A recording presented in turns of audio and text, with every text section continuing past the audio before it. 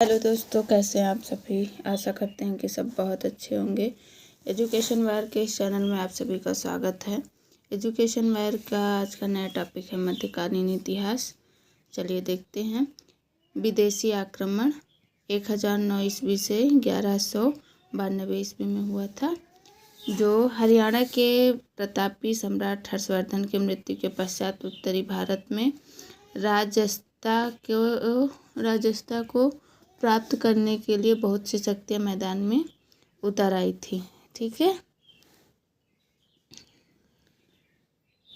वाक्यपतिराज के गौड़वाहों से पता चला था कि गौड़वाहों का मतलब होता है गुप्तचर। से पता चला था कि इस प्रतापी राजा ने हरियाणा तथा पंजाब को अपने अधीन कर लिया था। ठीक है। उसके बाद देखते हैं भारत पर अरबों का आक्रमण। मोहम्मद बिन कासिम के नेतृत्व में अरबों ने भारत पर पहला सफल आक्रमण किया था। अरबों ने सिंध पर 712 ईस्वी में विजय पाई थी। अरब जो है आक्रमण के समय सिंध पर दाहिर का शासन था। जब अरब ने आक्रमण किया था तब सिंध पर दाहिर का शासन था। भारत पर अरब वासियों के आक्रमण का मुख्य उद्देश्य धन दौलत लूटना तथा इस्लाम धर्म का प्रचार प्रसार करना था। 9वीं सदी के आरंभ में बंगाल और पाल वंशीय धर्मपाल ने हरियाणा को अपने अधीन कर लिया था। तोमर वंश के नरेश अनंगपाल ने 736 ईस्वी में दिल्ली को बढ़ाकर उसे अपनी राजधानी बनाया था। जब हरियाणा प्रदेश पर अफगानों के आक्रमण हुए तब इसी अनंगपाल के वंशज थे। अजय पाल का राज था। वर्ष 1009 ईस्वी में महमूद गजनबी ने एक विशाल सेना के साथ हरियाणा पर आक्रमण किया था।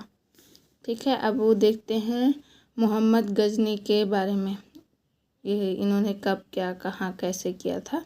932 ईस्वी में अल्पतगिन नामक एक तुर्क सरकार गजनी साम्राज्य की स्थापना की, जिसकी राजधानी गजनी थी। अल्पतगिन की मृत्यु के पश्चात कुछ समय तक गजनी ने परितीगीन से शासन किया। गजनी में परितीगीन ने शासन किया। इसी के शासनकाल में 972 से 977 ईस्वी में सर्वप्रथम भारत पर आक्रमण किया गया। ठीक है। प्रथम तुर्क आक्रमण के समय पंजाब में शाही वंश का शासन जयपाल शासन कर रहा था। शाही वंश का शासक जयपाल शासन कर रहा था। अल्पतगिन का मूल गुलाम तथा दामाद सुबुक्तुगीन 977 ईस्वी में गजनी की गद्दी पर बैठा। मोहम्मद गजनी और सुबुक्तुगीन का पुत्र था। मोहम्मद गजनी सुबुक्तुगीन का पुत्र था, जिसका जन्म 1 नवंबर 971 ईस्वी में हुआ था। अपने पिता के काल में मोहम्मद गजनी खुरासान का शासन था। अपने पिता के काल में मोहम्मद गजनी खुरासान का शासक था। मोहम्मद गजनी 27 वर्ष की अवस्था में 998 ईस्वी में गद्दी पर बैठा। बगदाद का खलीफा अल आदिल बिल्लाह ने महमूद गजनी के पद को मान्यता प्रदान किया था। उसे यामीन उल दौला तथा यामीन उल मिल्लाह की उपाधि मिली थी। ठीक है। मोहम्मद गजनी को यामीन उद दौला तथा यामीन उल मिल्लाह की उपाधि मिली हुई थी।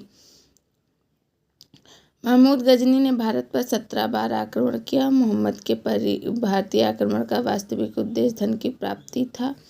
मोहम्मद गजनी एवं मूर्तिभंजक आक्रमणकारी था। महमूद गजनी ने भारत पर प्रथम आक्रमण 1000 ईस्वी में किया था तथा पेशावर के कुछ भागों पर अधिकार करके वह अपने देश लौट गया है। मोहम्मद गजनी ने 1001 ईस्वी में शाही राजा जयपाल के विरुद्ध आक्रमण किया था, जिसमें जयपाल की पराजय हुई थी। महमूद गजनी ने 1008 ईस्वी में नगरकोट के विरुद्ध हमले में मूर्तिवाद के विरुद्ध पहली महत्वपूर्ण जीत बताई जाती है। महमूद गजनी ने थानेसर के चक्र स्वामिनी की कांच से निर्मित आदम कद प्रतिमा की गजनी भेजकर रंगभूमि में रखवाया है। महमूद गजनी का सबसे चर्चित आक्रमण 1025 ईस्वी में सोमनाथ मंदिर मतलब सौराष्ट्र पर हुआ है।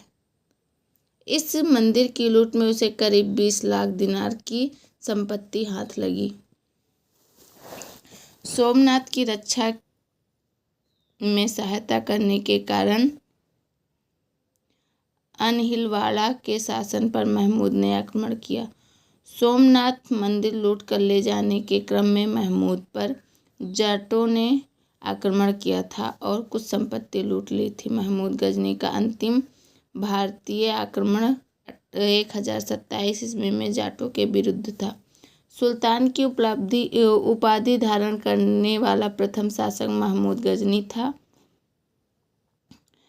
महमूद के सेना में सेवंदराय एवं तिलक जैसे हिंदू उच्च पदों पर आसीन थे। मोहम्मद गजनी की मृत्यु 1030 ईस्वी में हो गई।